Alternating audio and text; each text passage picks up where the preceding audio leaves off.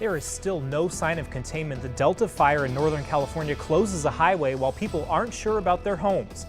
The midterm election's now less than 2 months away. A group new to Nevada is working to engage voters throughout the Valley community. Plus, the Las Vegas Lights are going to make it rain tonight, your chance at grabbing some major cash. But first, happening tonight, the Rebels getting ready for their home opener right now, taking on UTEP tonight. 13 Action News reporter Austin Carter live right now at Sam Boyd as that tailgate gets underway. What's going on out there, Austin? Yeah, Tom, a lot of folks excited out here for that first home game for our Rebels. Take a look at all the fun happening here. This is at the VIP tailgate. You can hear that music playing. And of course, the burgers, they're on the grill. Now, the UNLV Rebels are taking on the UTEP Miners tonight for their game. Now, you may remember the UNLV Rebels last game this past weekend at USC. Not faring too well for our Rebels, losing to the Trojans 43-21. And of course, this game happening at 6. And we're already representing the Rebels. Me and my photog, we've got our foam finger ready, so definitely go Rebels. Reporting live at Sam Boyd Stadium, I'm Austin Carter, 13 Action News. Hey, Austin's ready to go there, and I know it's football season now, but it doesn't really feel like fall, though. It feels more like summer, Dan. Yeah, absolutely. Temperatures definitely on that warm side, Tom.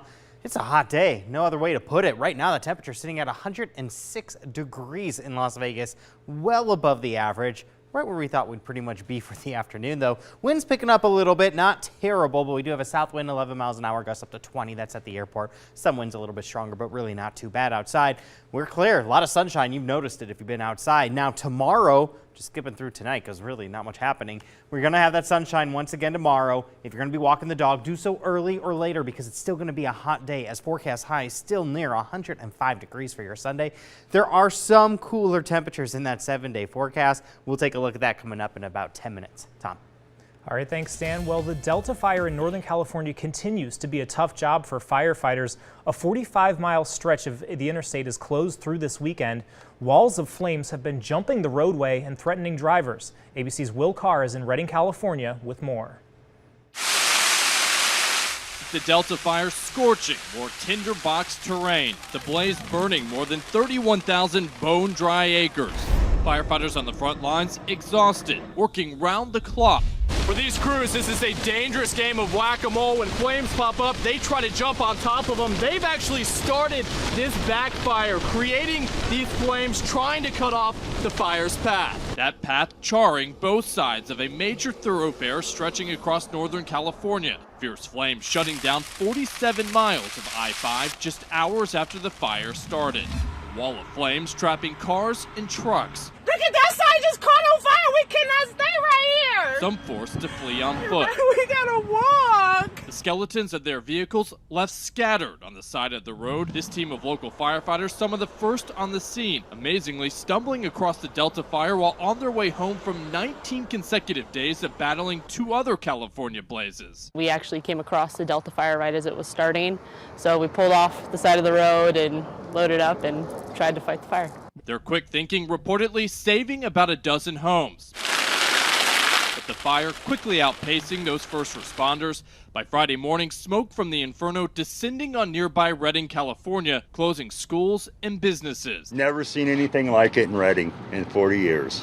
So far this year, wildfires have destroyed 1.2 million acres in California. The cost of that destruction now nearing $900 million. Well, all eyes are on Nevada with big midterm elections now less than 2 months away, and now black community leaders are working to increase voter engagement. The Color of Change Political Action Committee holding a weekend-long event to think of ways on how to get more people to the polls. 13 Action News reporter Nina Porshunkala tells us how.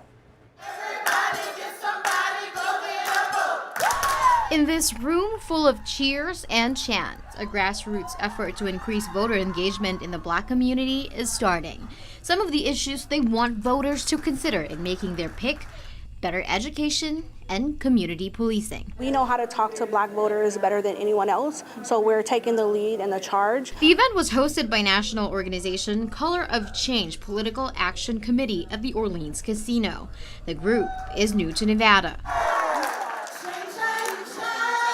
Over 100 people from Las Vegas and California wanted to mobilize black voters for the upcoming midterm elections. And we want to be having conversations with them about why the governor's race is important, why the attorney general race is important, and why they need to get involved. Black voter turnout declined 4.7% between 2012 and 2016, and these local leaders want to change that this fall by going door to door, making phone calls, and creating a text brigade. Don't think that your vote doesn't count. It counts, but if you discount yourself, you're discounting the rest of us. Nina Pershunkla, 13, Action News.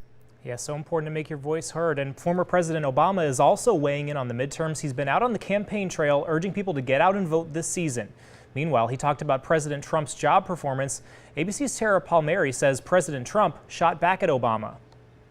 The unprecedented attacks by a former president on a sitting president continuing Saturday. If we don't step up, things can get worse. We have the chance to flip the House of Representatives and make sure there are real checks and balances in Washington. Former President Barack Obama campaigning for 7 Democratic congressional candidates in Southern California, attacking the Trump administration, just like he did on Friday. And demagogues promise simple fixes to complex problems. They'll promise to clean up corruption and then plunder away. President Trump fighting back, mocking the former president. I found he's very good for sleeping. And the president still reacting to a New York Times essay earlier this week from an unnamed senior administration official who wrote that there are unsung heroes in the Trump administration working to, quote, frustrate parts of the president's agenda and his worst inclinations. Is it subversion? Is it treason? It's a horrible thing. Sources tell ABC News aides close to the president have compiled a list of about a dozen suspects. Anonymous, gutless, coward. And President Trump attacking the newspaper. Is there action that should be taken against the New York Times? Well, we're going to see. I'm looking at that right now. The Times firing back in a statement. Quote, the president's threats both underscore why we must safeguard the identity of the writer of this op-ed and serve as a reminder of the importance of a free and independent press to American democracy. Tara Palmieri, ABC News, Washington. New information now about a weeks-long statewide operation targeting everything from fugitives to gangs and sex offenders. Federal authorities say they arrested 135 people wanted on felony charges. They also seized 14 firearms and over 4 pounds of various drugs. That effort involved 21 local, state, and federal law enforcement agencies. It ended yesterday after starting on August 20th. And right now, local law enforcement is frustrated over the recent deadly DUI crashes that have been happening around our valley. Law enforcement from every agency across Las Vegas coming together to say enough. The community has almost become numb to this or just ignorant, for lack of a better term, and accepted this. And that's the part that I say I'm embarrassed. I'm embarrassed for our community that we are allowing this to happen. You know, there's no such thing as, one too many. One is too many. And NHP plans on adding an additional DUI task force while Metro is taking to social media to educate drivers. Well, starting today is the 2018 Vegas Rookie Face-Off. It takes place at City National Arena in Summerlin. 6 teams, including the Vegas Golden Knights, will take part in this inaugural event. The team shared video on Twitter of the rookies practicing. You see there, players from California, Arizona, and Colorado are in that event. The 4-day event runs through Tuesday with 3 games happening each day. All 3 Golden Knights games will be streamed online. We have the link posted on our website at ktnv.com. Well, if you haven't been to a Lights game yet, you might want to go tonight. Here's why. The team will be using a helicopter to drop $5,000 in cash. Pretty cool, right? Chopper 13 was actually there yesterday when they held a practice run. 200 lucky people getting a chance to get their hands on some money. Season ticket members will be randomly selected first. The Lights play the LA Galaxy at 8 o'clock at Cashman Field. Well, car crashes in Los Angeles are nothing new, but a recent chase had some excitement thanks to a helicopter crew that was following them. And marijuana lounges aren't yet allowed in the city, but one local shop has found a way to let artists light it up. And count on Chopper 13 to bring you breaking news fast and first. We'll be right back. Well, caught on camera video shows police chasing 2 people inside a convertible Porsche in Burbank last night. They were wanted for reckless driving and for not having valid plates. Police and a helicopter followed the couple on the highway and along several streets. That driver then pulled into an alley and both people left that car. Wow, Not only did he stop, he left it in gear, let it crash into that car right there, and just moseyed in like nothing into this house, just as casually as could be, like it's not even a big deal. Wow, and minutes later, a man and woman were seen handcuffed and then taken into custody. Neighbors say they've actually called police on that driver several times. Well, marijuana lounges are still being debated in the city, but one local shop says they're ready to become the first. And in the meantime, they say they're doing the next best thing. It's called Paint and Puff. It's near Western and Sahara, and I got to check it out. All right, well, I'm no artist, but I'm going to try and channel my inner Bob Ross here with a nice little happy sky here in the corner, but it's probably not going to be anywhere near how good this one is. And everybody that comes in here says they do their best work while they're vaping. Each one of these masterpieces done with the help of this. Slide it right onto the battery here. Tabitha Thompson says this CBD helped her with her multiple sclerosis. Helps me calm down, focus on my painting, and just relax. So when marijuana was legalized, she and her husband wanted to combine that with painting. Initially, they wanted a full-blown pot lounge, but the city still won't allow it. And then they came in and says, no way, Jose, you're a little bit too early for what you're trying to do. But they did allow a special permit for vaping a form of CBD without THC in it. And for $40, you can take an art class, vape pen included. In addition to a lot of tourists, they say they also get a lot of people with chronic pain who thought they'd never be able to paint. Within 20 minutes of smoking in class and their CBD, you see them start seeing like, oh, they're so free-handed, they're ready to go. They don't feel any of that pain anymore. Combined with video games. Whatever you want to play, it's here. And some snacks in case you get the munchies. It's pretty much a dollar menu, okay, where all of our snacks are $1. A unique way to paint and puff your way to becoming the next Picasso. And have a zen time. All right, so now with the magic of TV, we've sped it up. This is my finished product. Actually, didn't turn out as bad as I thought it would. And if you want to try this out for yourself, we have the story on our website for you at ktnv.com. Or, of course, if you want to buy this masterpiece from me, you can find me there too. Tom George, 13 Action News. And you know, they weren't kidding. They actually let you keep them. So this is it. And I understand Dan said he did not want to buy it. We had that package on the morning show. Marissa and I were talking about it. I said, was that picture next to it is what it was supposed to look like? And Marissa's like, Tom's abstract. Yeah, it's abstract, yes. Yeah. Because I don't see the sun. That's the only thing it's missing. Otherwise, I think it looks fine. It's a sunset right here. They look like check marks in the sky, not birds. It's birds, yeah. It's critique Tom hour. That's what we're doing on the set today. No, actually, that was a good package, though. It had to be a lot of fun being there. It was a lot of fun, so you guys should definitely check it out. Yeah, that'd be awesome. All right, well, now let's look at weather because it's a hot one outside. That is for sure. These are your temperatures right now. 106 degrees in Las Vegas. That's that current temperature at McCarran. Whew, yeah, the heat was on this afternoon. We are seeing some warmer temperatures other places. Death Valley, 118 right now. It's 111 in Laughlin. Hey, the good news, these are your highs probably throughout the afternoon. We're going to start cooling it off a little bit, but we'll cool it off now the rest of the day. A little bit of a wind out there, gusts up to 20 miles an hour in Las Vegas, but that's about the strongest we're seeing besides St. George at 24. So yeah, the Las Vegas Valley is seeing a breeze that was anticipated. We'll probably see that again tomorrow, but nothing too bad. Hundreds, 87 days now this year, including today. That beat last year total of 86 days at 100 plus. The normal is 70, the record is 100. Taking a look at the 7-day forecast, we have 5 more planned, so add 5 to that. We're going to be sitting at 92, it looks like, over the next week. So 100, probably not, but there's a chance we could have 100 days, if not more, of 100 this year because high pressure is in charge. Doesn't look like it's going to break down, but there's signs that it may start to fade by next week. Take a look at this. Days above normal, 66% of the year, 161 days. We have been above average. August, 27 days in the month of August above normal. September so far a mix of half and half pretty much, but we're only, 7-8 days in. Tonight's forecast in the mid-70s, most areas 80s across the Midtown area, so definitely above that average. We should be seeing 60s and 70s in all areas. Tomorrow's forecast, another hot one, 100 for Summerlin, 102 Centennial Hills, still slightly cooler than today. Hawaii is watching Olivia. That is a hurricane category 1 storm. Norman is spinning off to sea. That is no threat to the Hawaiian Islands, but look at the trek of Olivia by Wednesday morning, our time Wednesday morning. That storm is going to be possibly right over Maui or the Big Island. We'll be watching that. Now, the good news, it is going to weaken to a tropical storm by then, but still rainfall. That's the main threat. As they were drenched with rain a few weeks ago, they're going to get more rain because of this. But the good news also with this storm, it is going to be a fast mover. It will be out of there within a day. So there's some good news. We're not done with the Atlantic. Now things are really picking up. Look at Florence. This is still a tropical storm, but this is gaining strength now, and it is moving through some hot water. It is going to pick up speed. Pick up a little bit of steam there, and look at that Category 4 storm possibly as it makes landfall on the U.S. eastern seaboard. That is something we'll be watching next week. That could be a very potentially deadly storm, very serious for air travel that could affect flights here by next week. That's something we'll be watching. Pollen counts low here. Temperatures, yeah, they're staying warm, but the good news is at least we're dropping them. The average high 95 degrees by the middle of the week. Will still be at 99 Wednesday and Thursday. A lot of sunshine every day, no rain to talk about, very few clouds if any. Overnight lows a little bit better, into the mid-70s as well by the middle of the week. Well, New York's Attorney General subpoenaed all of the Catholic dioceses in the state this week as part of an investigation into the church's handling of sex abuse allegations.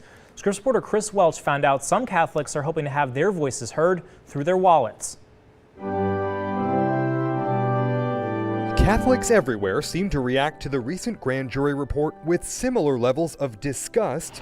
I mean, I couldn't get through the readings without feeling nauseous. And outrage. Demoralizing and infuriating. But where they may disagree is on what to do next, particularly with the dollars they typically contribute to the church. For the faithful members of the church, it is a time to be pouring themselves financially, spiritually, and practically into the church. Catholic Keenan Fitzpatrick is a faithful member of the Denver, Colorado Archdiocese. He says in the wake of the latest scandal, he'll be donating more than ever before because he says now is when the church can use it most to make sure scandals like these never happen again. The church is hurting. The world is hurting. And we as the faithful members have a responsibility to actually give more of ourselves. Roisin Grimm, who attends weekly mass in Santa Paula, California, sees things a bit differently. Money is what talks, I think. And that might be a little cynical of me to say that, but I do believe that in any large institution, even if it's one involved in promulgating moral values and teaching and doing all the good works that the church continues to do. While she says for now she may continue to give to her local parish, she's cut off all contributions to their archdiocese for a couple reasons. It's that I don't know where that money's going, A, and B, it's that I don't really have another way to get my point across. For devout Catholics, donating, or tithing as it's called in the Bible, is taken seriously, and many give the traditional 10% of their income. There's a whole flux of Catholics that are looking for other organizations to donate. Brees Sokolowski has made a career out of helping smaller organizations founded on Catholic principles raise funds, and he says business is booming. As a fundraiser, or just as a Catholic myself, if I don't trust the organization that I'm donating to, then I'm going to stop donating to them. I respect the concern of, are my donor dollars going to be misplaced? As for Roisin Grimm, she says she does have some hope for the church. I'm still very doubtful and very nervous. I'm Chris Welch reporting.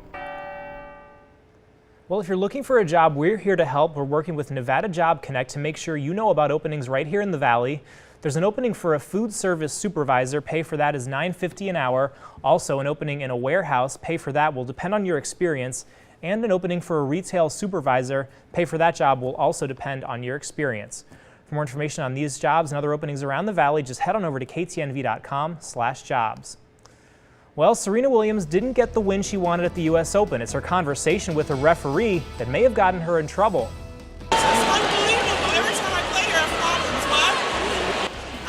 On why she was penalized at today's match. Plus, the Valley celebrating John Lennon. More on tonight's event downtown. And right now, here's a live look out at the Valley. You're watching 13 Action News, where we bring you breaking news fast and first. We'll be right back.